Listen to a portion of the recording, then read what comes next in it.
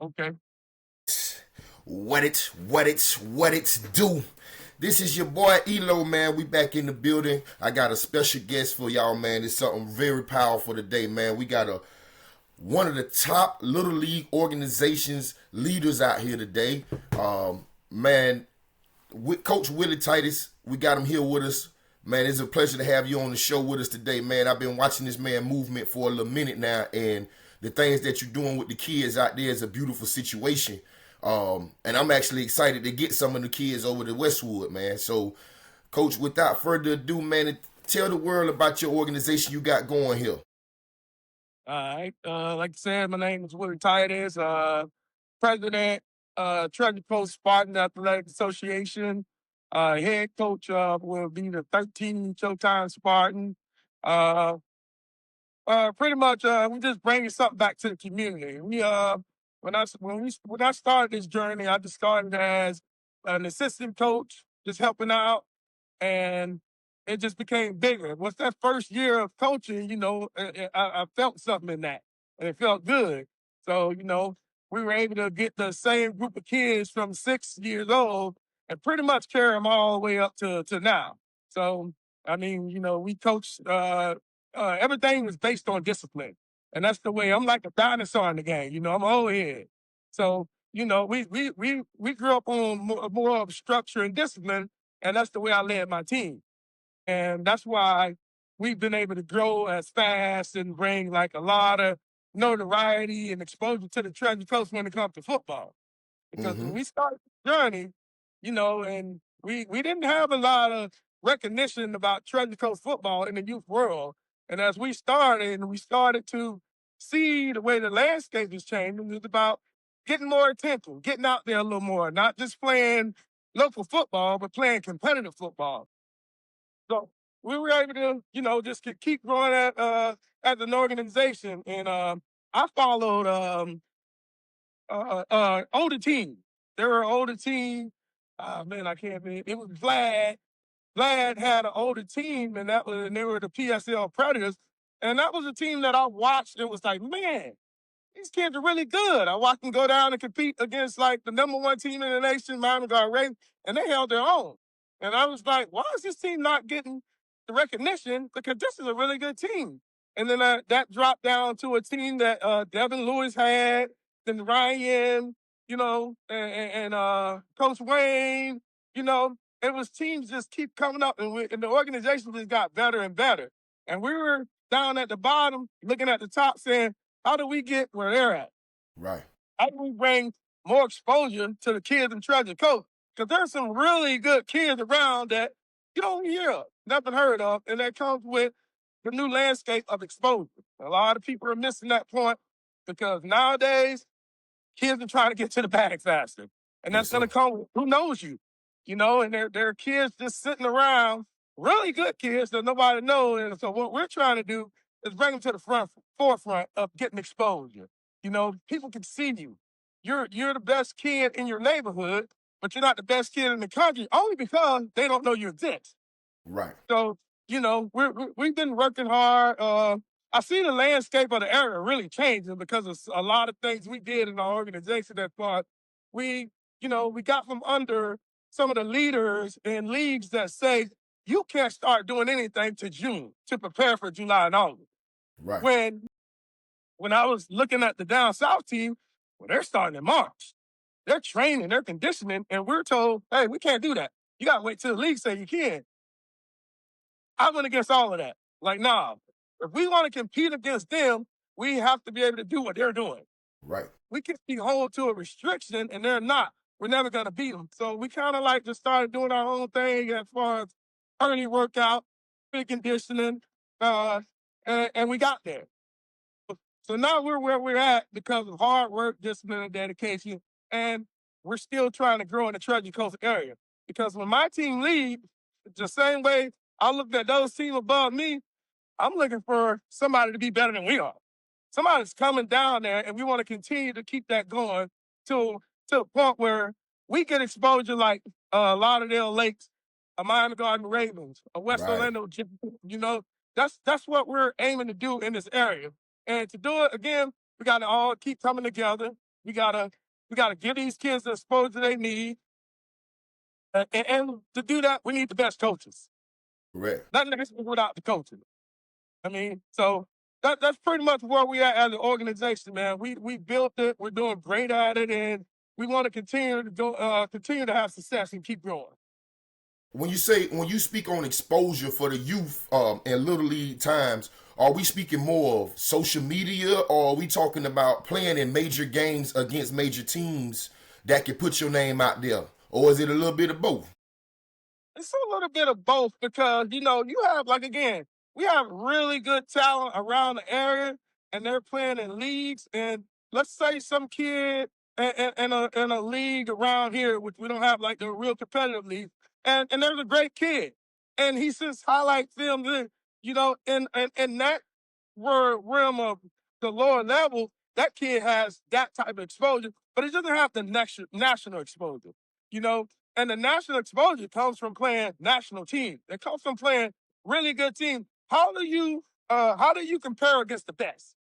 Okay, you dominate here, but if I take you out of the Treasure Coast and I'll put you in Miami, how do you fare against that talent?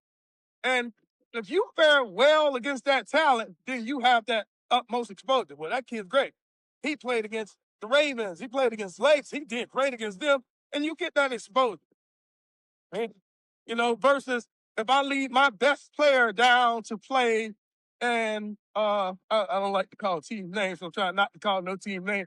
If I leave my best player down to play in a lower level league, he's still gonna be dominant because the kid is dominant. He's just not gonna as much respect and exposure because they're gonna say he's doing it against nobody. How does he fare against that team? Right. And that's what I mean by exposure. You have to, and this is not saying some kid won't go to high school and be a 3-4 star at all. What I'm saying is he gets the exposure now, they get known now, it helps them as far as finances and everything else with people knowing you, putting you on the map. Like, again, we got one kid that got an offer last year. I mean, 7th grade. He's 12 years old. He has an offer from the University of Miami. That's That crazy. came from his hard work because he's a hardworking kid. It came from his hard work and what he does on the field. But if he had did it in a lower market, the offer might not come. He did it on a high level because he's just that great. Didn't matter who he played against. And he got to be seen by the certain people who said, hey, who's that kid? And, a couple months later, he had an offer for the University of Miami at 12 years old. That's amazing, man.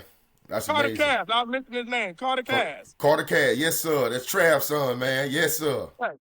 Yeah, the kid's special. I talked to one of my homeboys, it's about a year ago. And then, he comes to our games, he follows us. And we were having a conversation. And I told him, I said, bro, before we finish, I'm going to have 2 kids with offers. I didn't know the first one would come so soon. Right. And I don't know who they would be. There's going to be 2 kids with offers. So it's one down. There's another kid going to get an offer next year. Who?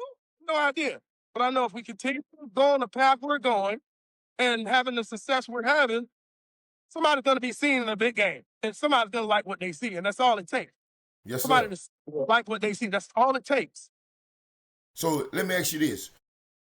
A player of that such caliber, what do you think is the most beneficial thing from Little League that translate to high school ball for a player like that? With this player, a player like him, it's not about their ability. It's more about their mindset.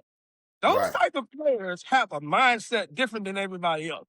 Their mindset is, when I walk out on this field, I'm the best on this field. I'm more dominant on this field, and I'm going to show it on this field. Like, again, I tell some kids, that might not be true, but if you believe it, it's true.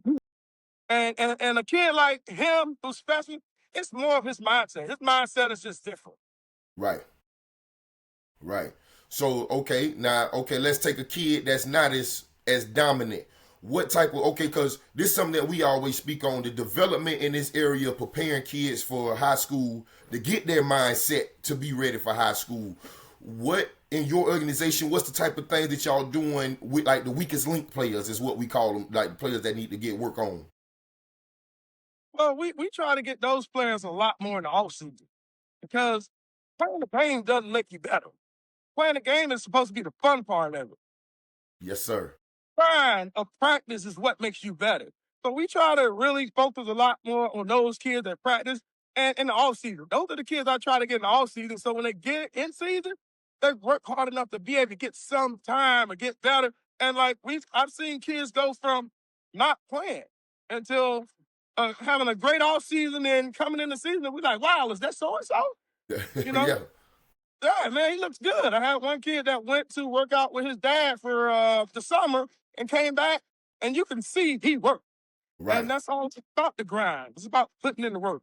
Those that take the off season and don't do anything, they come back behind the eight ball. You Yeah. got to put the grind back in. And again, mindset. Like I target the mindset. If Right. I can make you believe you're great, you're gonna play great. You know, I'm big on tearing you down to build you up. You know, sometimes they like they say you have to strip off the shield. Right. So, Right. you know, again, I say we're old school coach. You know, everything's done the hard way. You know, it's nothing easy. This is not supposed to be easy. Practice is supposed to be hard. Practice is supposed to be where the kids don't want to go to practice because that shit's hard. You Correct. know, and you have to get that grind to be able to get to the next level, to be able to get on the field and produce. If you're not producing that practice, how are you going to produce in the game? It's Okay. going to be hard. So it's Okay. all about, and as far as the mindset, like there was a time that my team was weak. We were not tough.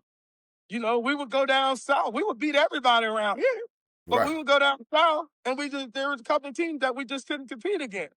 And it was one game that we lost, and I saw a lot of my kids were scared. They were scared. And you know, and that's why we lost. And we came back to practice Monday, and only thing we played on the radio was Eric Thomas. Yes, sir. That's it. That's what they got to hear. We started working their mental. Their mental. They would sit there and listen, sit there and listen, sit there and listen. I mean, we went through everything. Beast mode, grind hard. We went through it all just to challenge in their mental because football is not all physical. You got to get in there, tap in there. And so we went and played that same team in the playoff and listened to that before the game, and that's all we listened to. And they went on that field and punishing people. They dominated the team that just beat them 24-0 that they were scared of. The Right. fear, they lost the fear. Yeah. You know, they got it in there, and the fear went away, and that's all it took. We had the ability to beat them. We were just afraid. And they got through that by, again, motivation. Right. Motivation. We got to find a way to tap into them. You can't tap into everybody the same way. So we found a way to tap into our team through a motivational speaker. And it worked. So what you saying that there, you have a full league in which you got multiple age groups. How was you able to narrow down the coaches for each age group that's producing the way? Because when I seen the chart of y'all rankings, and it looked like every age group that y'all got was ranked in that ranking. So how did you find the coaching staffs for each age group to impact these kids the way that y'all doing it? Some of the coaches were already there. Most of the coaches were already there. Only coaches wasn't there was like 6U, which they were 13U coaches that dropped back down. T was a 13U coach that dropped back down. So pretty much only brought in, I think, maybe one coach last year, and that was 7. And he was with the 6U team. He just got elevated as the head coach. So the coaches are there. And all coaches are not great, but we got to surround ourselves with great people. And that's what it's all about. You surround yourself with good coaches. No one knows everything. So you bring in coaches that might know a little bit more than you. You know, when you can't do something, you have somebody that can do it. But now we're already looking for more coaches. We want best coaches because we're sending out things to get the best players. We Right. need the best coaches too. And as far as strategy coach, we're on football. We're on the map. Like, if you speak to Treasure Coast football, people know who Treasure Coast football is now. So, again, we're trying to get more players, some of the best players to come out of some of these leagues, and let's get together and let's go put you on the national stage. Right. Like I said, our first game coming out this year, we're going to California to play against OG Ducks. These people been around for ever. They're one of the best. They are the best organization in California by far. and we're going out to see how we match up against them. And which age group would that be? That'd be all of them? Instead of being a 13U. Okay. More of our organization, more of our teams, like our 8U Super Gremlin, they're starting to, they went to Nationals. They won a game of Nationals last year. Right now, we're slating them as the next men up because they're actually trying to step outside and get into this competition world. But the vision is, if you look at the Miami Garden Ravens, the Lauderdale Lakes, they put, they got ages 5 through 13. And out of all the ages, they're going to have at least 5 or 6 of them at Nationals every year. Right. So what I'm saying is, why can't we do that? We definitely can. We can do that. We got the We can talent. have 5 to 6. We had 2 last year. So we can have top to bottom 5 to 6 teams going to nationals that really have an opportunity to win. And that's the goal. The goal is to be top to bottom, the best around. Not just in the state of Florida. We're going for in the nation. But it's got to start somewhere. Got to start with being the best in Treasure Coast. Okay, bing, we got that. Then it's being the best in Florida. That's what we're shooting for. Then we can shoot for the best in the nation as a part. And you got to take one step at a time. And we took the first step, and we try to keep going. Right. So one of the main questions I forgot to ask in the beginning: how long have you had the league rolling up there? This is my first year as the president, but I've been in the league since I think it was 2018 when we started. Okay. When I moved back here. Okay. And one of the biggest things is it's got to develop the kids. We got to, it's all about development, because the major goal for me has never been to win a national championship. It has never been to win a Super Bowl. It was always to prepare the kids for high school. Right. That's never, because at the end of the day, no one's really going to ask you what you did in your youth career. College coaches going to say, hey, man, how good you were in Pop Warner. High school coaches are probably not going to care about it. So at the end of the day, it's about preparing them for high school. And I've taken steps. Our coaches have taken steps every year to incorporate weight training as they get older, to do things that prepare them for high school. And once they're prepared for high school, then it is what it is. They're going to do what they're supposed to do. And they're going to be prepared, which is the biggest preparation.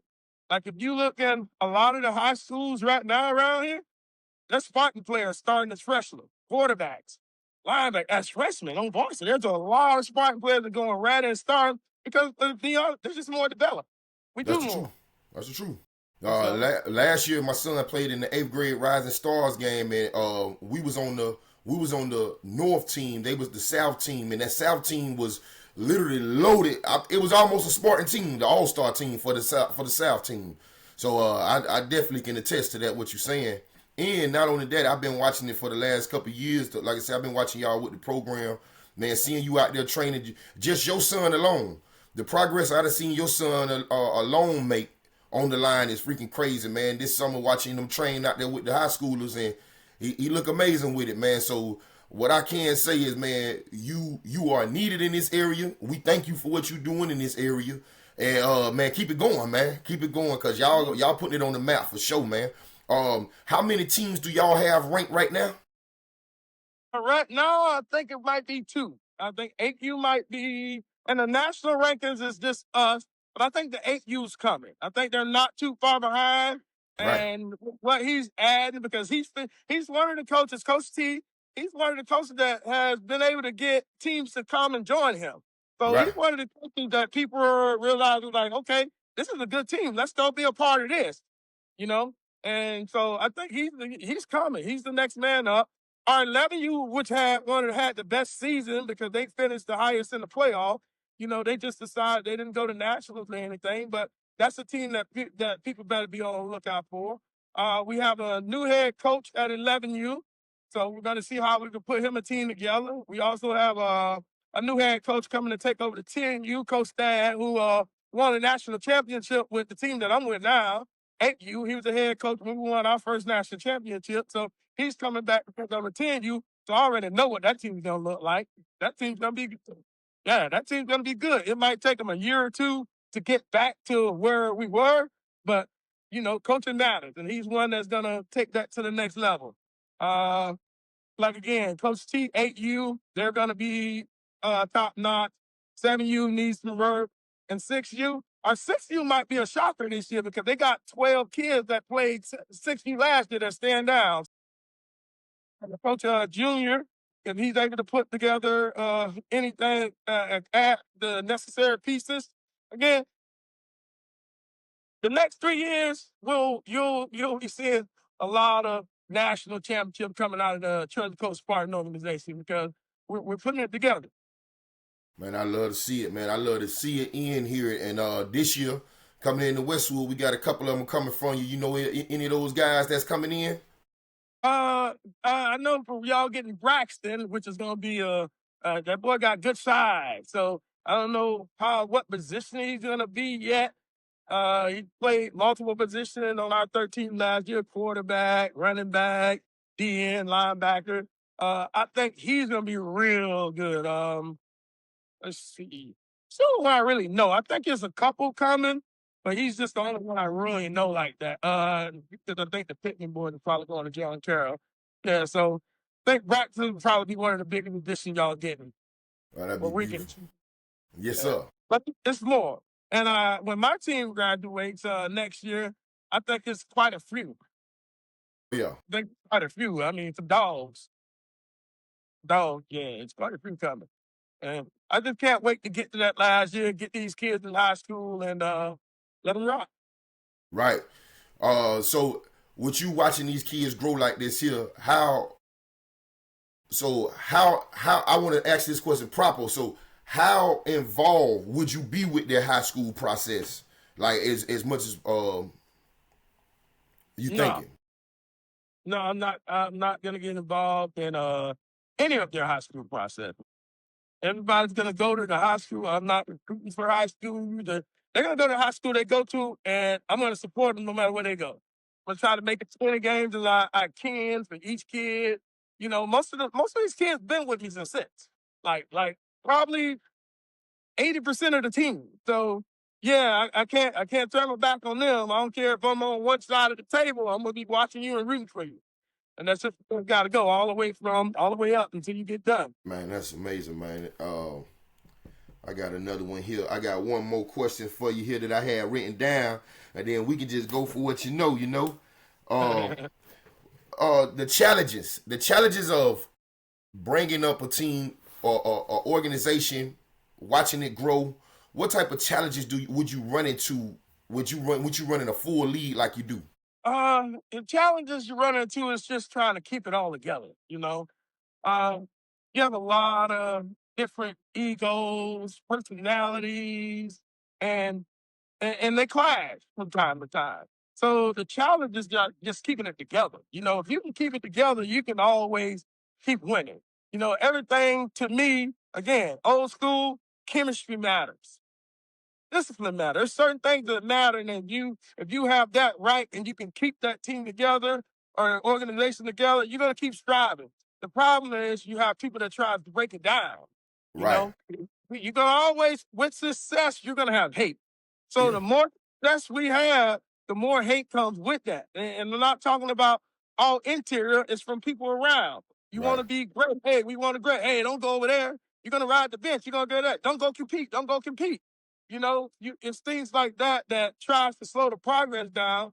But God don't make mistakes, man. When He put you somewhere to do something, it don't matter who try to stop you. Yes, sir. It's still happen. Yes, sir. So, so the biggest issue with that is just parents. Got to deal with a lot of egos, man. You got to learn how to kind of stroke the ones you need to, pacify the ones you need to keep it together. You got to just figure out a way to do it if you want it to stay together. Right. That was my last question was what type of parent will help a community that you will help build a football community. A parent that cares about everything, parent that cares about the community. Mm-hmm. You have parents that care about the community. You have parents that care about the organization. And they do everything for the organization. They don't care about the one kid or the one team. They care about the organization. They want to see the organization strive. You have parents that care about their one team. They want to see their one team survive. They want to see them strive. There's nothing wrong with that. You Right. have parents that care about only their kid. My kid. I don't care about the team. My kid. I need my kid. See? I mean, if you know that parent, you have to adjust to that parent if you want that kid and try to find a way to make it work. And if you can't, you just say, hey, man, y'all go ahead and have a nice day. There's a lot of instances in the world and team and talking to different coaches where you want the kid and you don't want the parent. Kids, I want you on the sideline. You know, like you're causing confusion. I go to games and parents are cussing out the coaches because their son didn't get a catch or he didn't get a pass thrown to him. People forget that football is a team sport. It's ultimate team sport. There is no I. One man can't do it. You gotta have everything working together to win a football game. And a lot of parents don't see that. They just see, I want Junior with 25 carries. Well, the running back can't give Junior 25 carries. Right. But Junior's like what you say he is. He's gonna do his job in 5 carries. Right. You Definitely. don't need 25. You're gonna do it in 5. Because Junior's the top dog, right?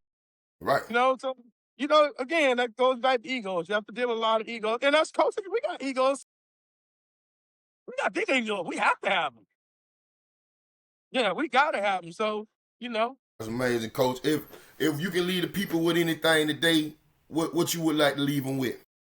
the first thing I want to leave with is, let's go, Canes. Yes, sir. Let's go, baby. I ain't gonna let y'all live that. Let go win that. Yes, sir. The second thing is it's really for the people of the Treasure Coast area. I'm not saying come to the Spartans to be great. What I'm saying is, if we develop our kids and get into bigger leagues to face better competition, our kids are more prepared for high school. I think that's a big problem in our area is we have always been known as a D2 area to the people in the youth world. That's what we hear. That's what we came in. We're Treasure Coast. That's an easy win. Firehawks an easy win. Cobra D. That's how we came into that's how they viewed us.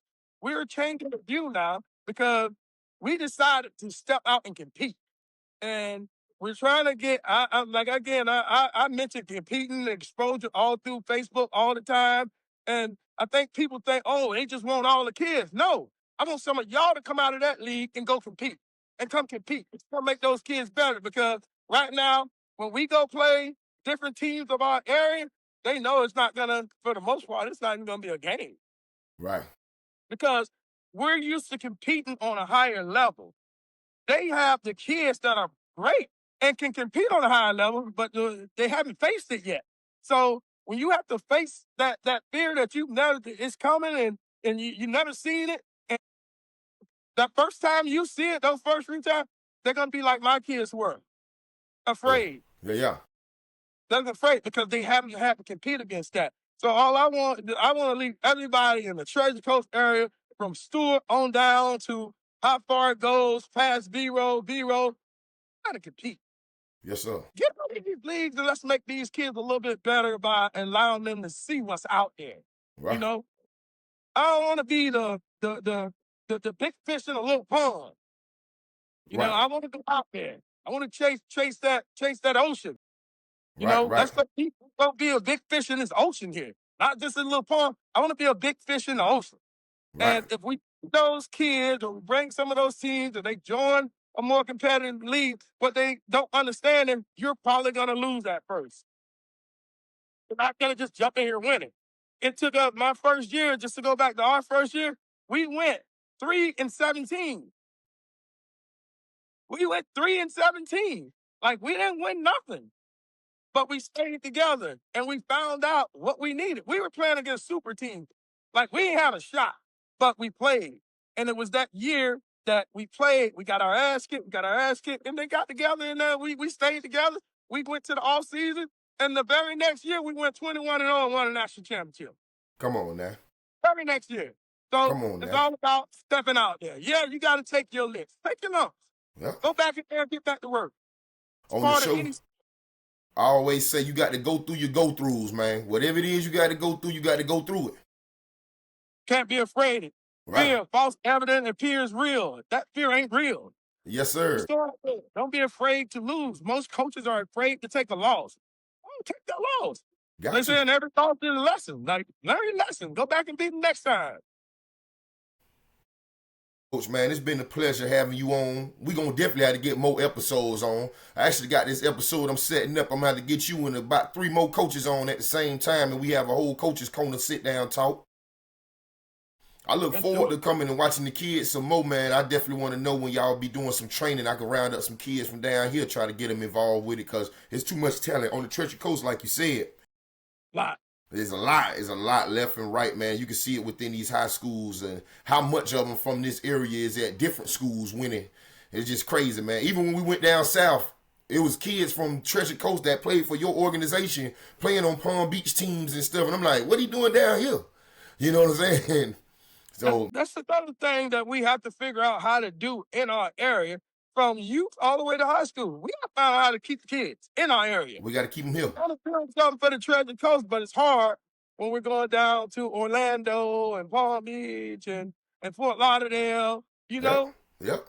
And I'm thinking high school, like, it's hard to build a Fort Pierce Central and a Fort Pierce Westwood, and when we're all going to B-roll and things of that nature, you know? We got to figure out the way to keep it within ourselves in the build here, so the kids can always watch that older guy here. You know, once you leave that, they don't get to watch you no more.